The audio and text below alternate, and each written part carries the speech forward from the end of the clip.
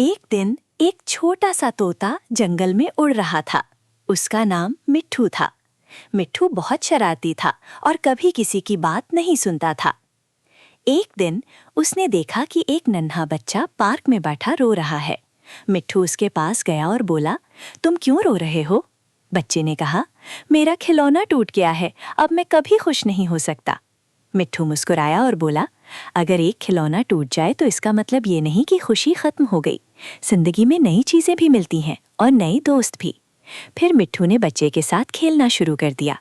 दोनों ने मिलकर पत्तों और लकड़ियों से एक नया खिलौना बनाया। बच्चा बहुत खुश हुआ।